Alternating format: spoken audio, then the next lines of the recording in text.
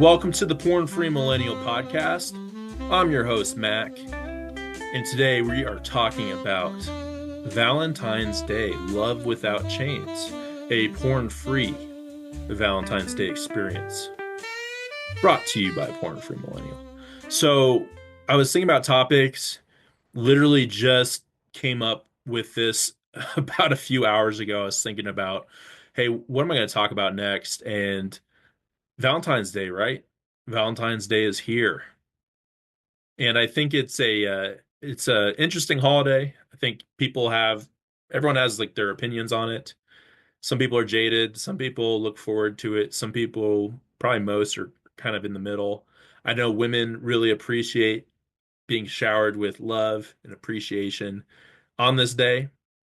And I think as men, and I think this message goes to mainly men, I think we can make that day so much more special for them if we're living an undivided life, undivided day, where when we take our special person, our girlfriend, our wife, fiance, take them out to a nice dinner, nice experience, we can feel whole. We can feel confident in the words that we're telling them, in the promises that we're making, that smile that we're giving them, that kiss, the nice letter, the gift, you name it.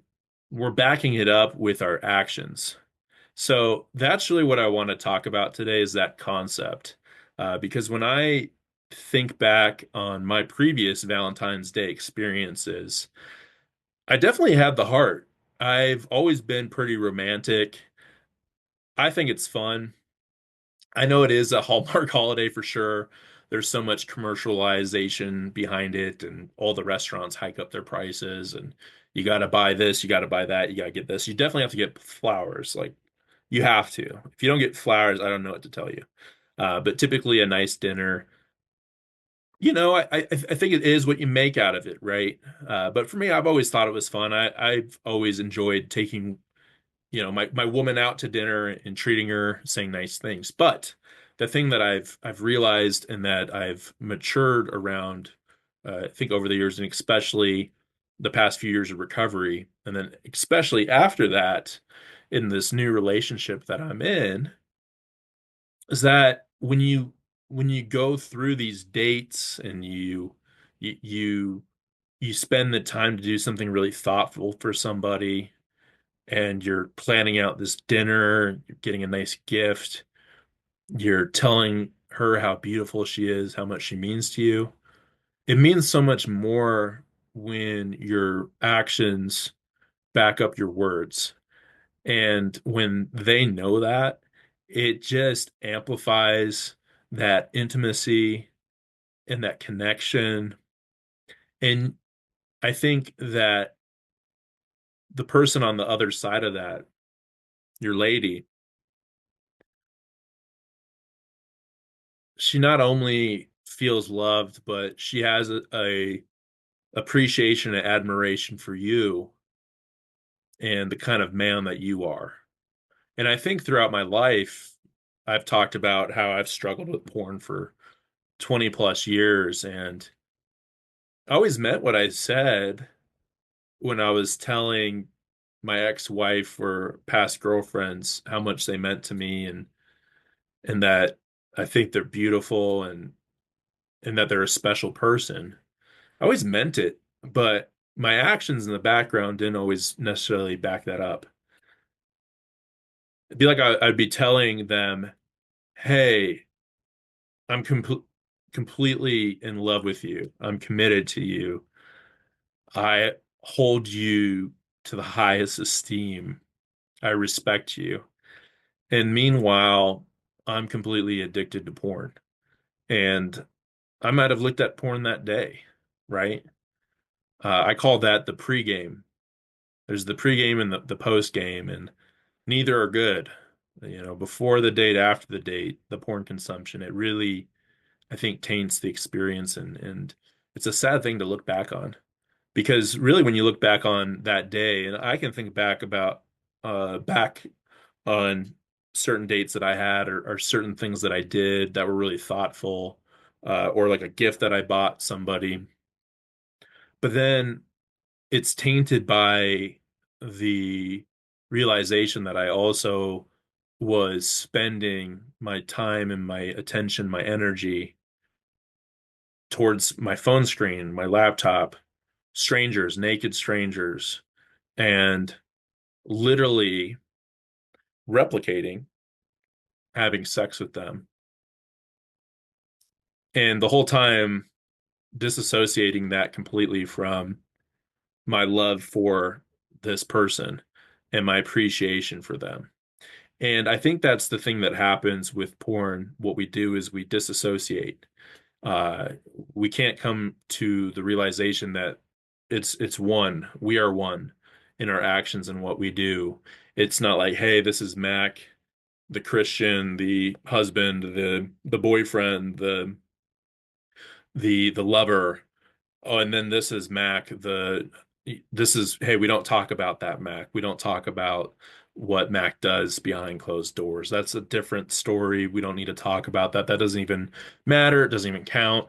And that was something that I think I programmed. I had programmed in my mind since the age of 10 because I think it was something that I just felt like I couldn't really talk about. I was ashamed of.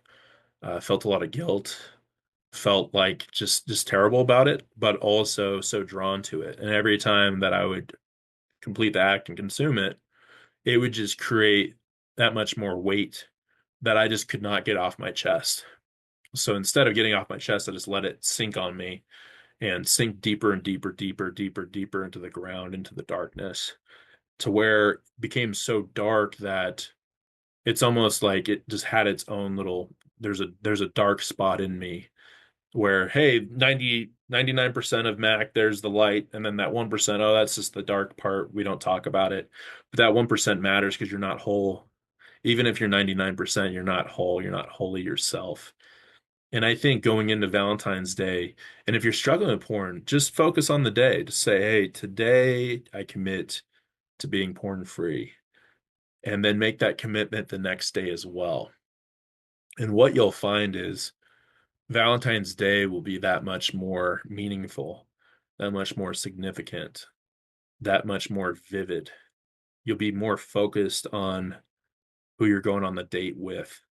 Even if it's just a date, let's just say you're not even, you're in courtship, right? Like maybe this is your second date or your first date and you met someone you like. Going into that fresh is amazing. And why I say that is, so tomorrow's going to be my 1 year anniversary dating my girlfriend.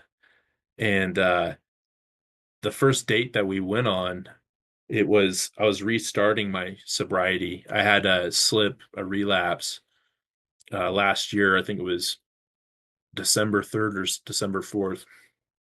And I committed to being porn free right before I went on my first date with my girlfriend, who I love very much. She's fantastic. Can't wait for Valentine's Day to spend with her. But the whole relationship that we've been in so far has been a porn free relationship. And we've been really open talking to each other, both about, things that we struggle with and things that we're overcoming. And that was a big part of when we started to date. I told her about how porn played a role in my divorce and what I'm doing about it. And the uh, the amount of trust and intimacy that we've built over sharing our vulnerabilities has just been something completely beautiful and healing.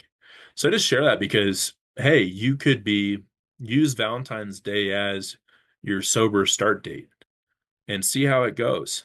See how your relationship, or if you're courting somebody, how that might be different compared to past relationships or past seasons in your life.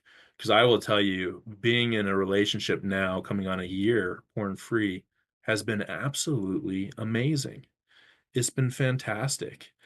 I mean, it's so much less stressful when you're not looking at porn, lying about it, omitting it, having to think about, well, what excuse am I going to make? Or even if you're not even going to make an excuse, just if you're ready to tell the truth right away, which is the right thing to do, I would say within 24 hours. That's a golden rule, I think. At least in some recovery circles, is 24 hours is the time where you want to, collect yourself, take a day, and then tell your spouse, tell your fiance, your girlfriend about that. Very important. But what I'm trying to get at here is I think when we're addicted to porn, when we're consuming it, it just complicates things. It just makes the relationship a lot more complicated. And when you remove that from your life, you live free of it. That is one less complication. And I will tell you, it's a giant complication because it goes straight at your sex life. It goes straight at their view of themselves and their value, their attractiveness. Women take that a lot differently than men. We're able to really just shake that off, compartmentalize. I think women view that very differently, and it affects them very deeply, I would say, at least from experience. And it hurts. It causes a lot of pain. And what better way to be on the opposite side of that, to where you're being honest, you're living in an integrity, and you're undivided, you're committed. When you tell them, "Hey, you look beautiful today," or "Hey, that dress, you look stunning," or "Hey, I really enjoyed that time with you. I had such a great time talking with you, and let's do it again soon." It really matters, and it has a lot more impact when you're backing up your actions or your words with your actions. And I think women can tell that, and they can also tell where you're just putting on a show. And I will say, I think for a lot of Valentine's days, it was like putting on a show. Hey, I look good. We're both attracted to each other. I know I've been lying to you behind your back, but hey, we're going to do something really nice tonight. And it's kind of sad when you think about it, because I think women, they're still going to want to be a part of this and have nice things said about them. But then I think there's also, if I was to put myself in their shoes and they're with somebody that's just addicted to porn and they know it, and this person's like us, we're not putting in the actions, we're not being honest. I think it wears off very quickly, the charm or the fun of it, I think.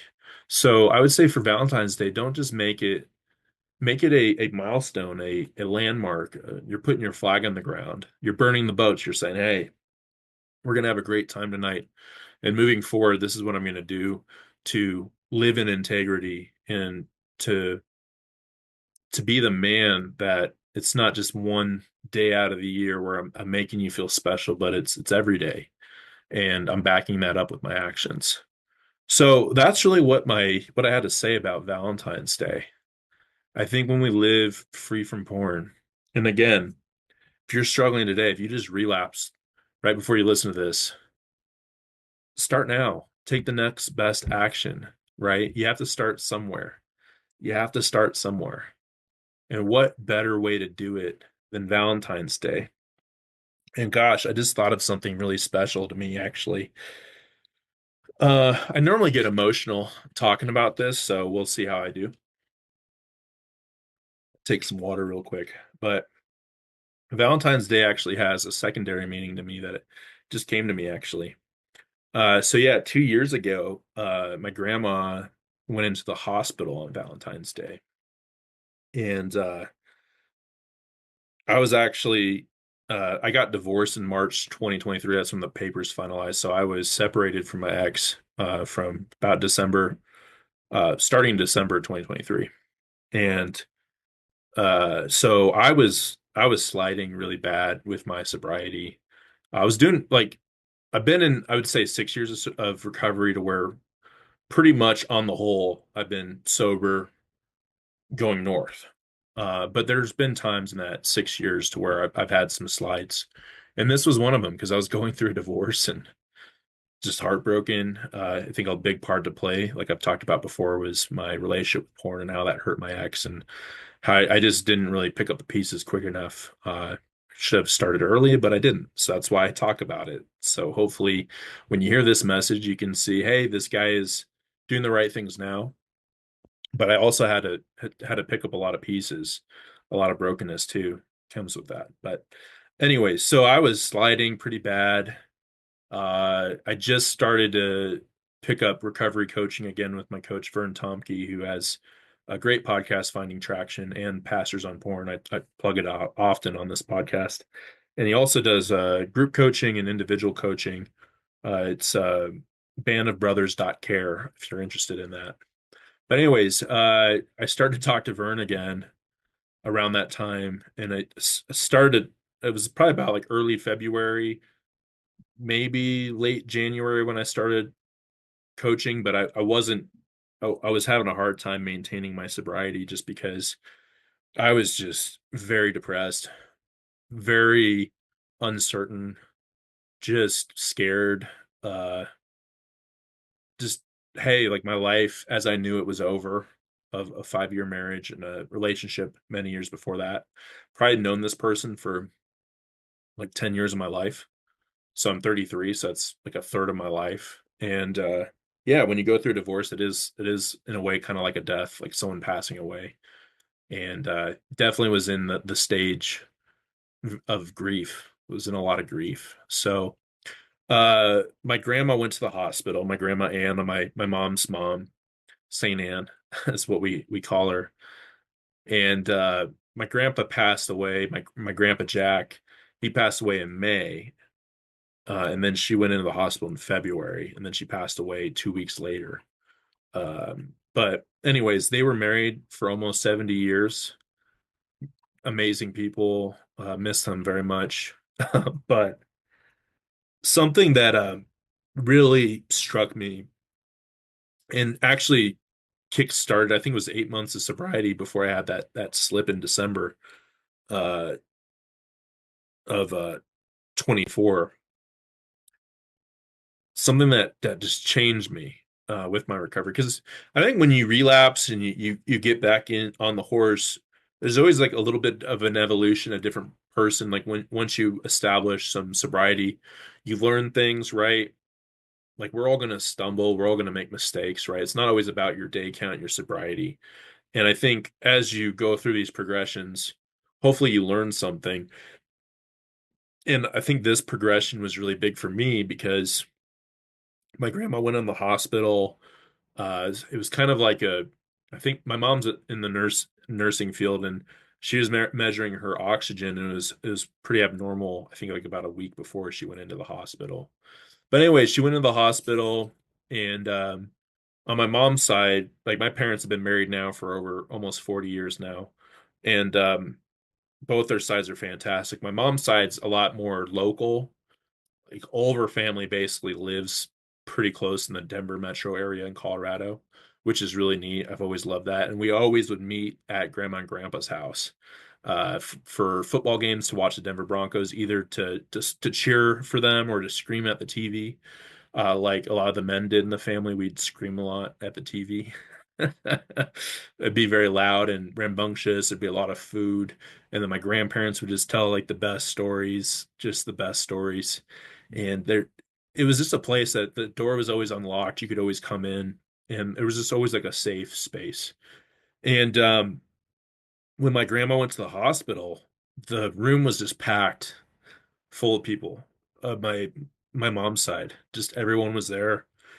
And why I get emotional about this, what I'm getting emotional about now is like I just it really struck me of, I was going through my divorce, and what I thought was, hey, I'm gonna have children with this woman and have this family, and then to not be living in that reality anymore, it really struck me to be like where I was like, I don't want to die alone. I want a room full of people that love me and respect me. And my grandma, we called her Saint Anne just because I can't remember any memory in my life where she was mean, where she said something that rubbed me the wrong way. My Aunt Sherry actually said one time, we were right when my grandma passed away, we were sharing stories, and she said the meanest thing my grandma ever told her was to go outside and play. Which is actually, I mean, she said it in a stern voice, but I mean, that's actually kind of good advice. I mean, we should all go outside more and play, right? But really, just an amazing person. I always just felt so loved because they'd always come to my basketball games, my football games. graduations, they'd always be there, and they just always would have so much joy in their hearts, and they were always so supportive. And I actually made a when my grandpa died and when my grandma died, I made a video for the funeral after the funeral to show to the family where I put together all these pictures, had some of their favorite music. And something that struck me with both of them was just how many babies they were holding in their arms. Uh, I basically did each slideshow. I kind of did different parts of their lives, and it was just amazing about how many people they touched, and all the smiles and the cheer. They'd always love to throw parties, and I look at that. I'm like, that's what life's about. That's the flavor of life. That is that's love, baby. That is love. And that's how it should be. That's how life should be. We should be sharing with others our experiences, and cheering people on, encouraging them, supporting them, loving on other people. And I realized that porn did not have a place. There's no place in my life for porn. There shouldn't be a place for porn in my life. It doesn't belong here. It actually is something I'm not going to let in my house to the party. It doesn't belong with my family. No, you can stay outside. You can stay outside. You can leave. Get the hell out. That's how I feel about it. It has no place. And I realized that, and my little brother and I, we're accountability partners, and we talk every day. We send each other check-ins, and we actually committed. I think it was either that day or the day after that we're going to be accountability partners. Was right after that because we were both in the hospital together, and we I think we both realized that if we keep porn in our lives and we don't address this, it's going to be a different hospital room scene when we're in the hospital and it's our families. It's not going to be what it could be. And I think just living a life of sobriety now, and having some really great momentum, I do see that that's more of a reality for me in the future as I continue to grow, as I continue to live in integrity and encourage others and help others. That's the life I want. That's the ending I want, is to have a room full of people. I remember both funerals were just packed full of people. And yeah, I could probably go on about this, but hopefully the point sticks, is what do you want your legacy to be like, and how can you make this day important and special, this Valentine's Day? How can you remember it to where you look back a year from Valentine's Day, and you can look back, and let's just say you do go a full year sober, or you at least go a full year where you're actively working on yourself and you're actively working to remove porn from your life. Take on that challenge, and you'll look back a year from Valentine's Day in 2026 and you'll say, wow, things have been great. They haven't been easy, but I can see the light, because I think there's many Valentine's Day, like I talked about, to where it was a fun day, but it's like the next day it's back to hell, or back to mediocrity, back to this monotonous life, this porn prison. But we're back, and it doesn't have to be that way. So that's my challenge to you. That's the Love Without Chains Porn Free Valentine's Day experience, brought to you by Porn Free Millennial. I hope this message brought you some hope, maybe fired you up a little bit. And yeah, what do you got planned for Valentine's Day? If you're following on Substack and you listen to this, feel free to post in the comments what your plans are for Valentine's Day, or maybe a fun Valentine's Day memory. But yeah, we're wrapping up here. So before we go, I am doing one-on-one coaching. So if you are interested in that, we can set up a 30-minute free consultation. Email me, pornfreemillennialcoaching@gmail.com. and we can set up a 30-minute free consultation, see if it's right for you. It's all personalized towards you, one-on-one, 1 hour coaching sessions.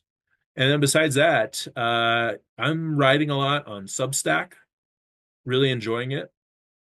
So I've got a Monday newsletter that I do.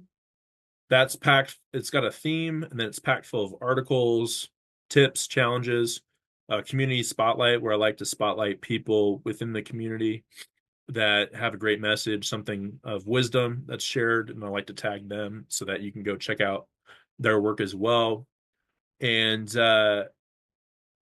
yeah, so I got that going on Mondays, every Monday. So next Monday will be my 17th edition, which is pretty neat. And then I'm also doing a 52 Weeks of Freedom series. That's every Friday. So I'm posting tomorrow. I think that'll be my 7th edition. But that's just there. It's for, I think about half the post you can access for free. And then the second half is for paid subscribers, because it does go into a lot more detail into different strategies. So each week I'm picking an important strategy and pillar of sobriety and giving you some homework, some things to work on before the next one comes out. And yeah, that's just something I think that if you follow that every week, that should really help you build some really strong momentum in your life. So that's every Friday. It's called the 52 Weeks of Freedom series. Besides that, yeah, writing poetry, different articles. On Substack, there's notes too. They're kind of like tweets. And I've been making a lot of memes lately, so that's been fun. So, anyways, everyone, have a fantastic Valentine's Day. Bring out that inner romantic and back up your words with your actions. Your woman will love that. And use this as your launching point for momentum to break free from porn prison. So break free, stay free, be free, and keep fighting the good fight. Talk to y'all later. Happy Valentine's Day.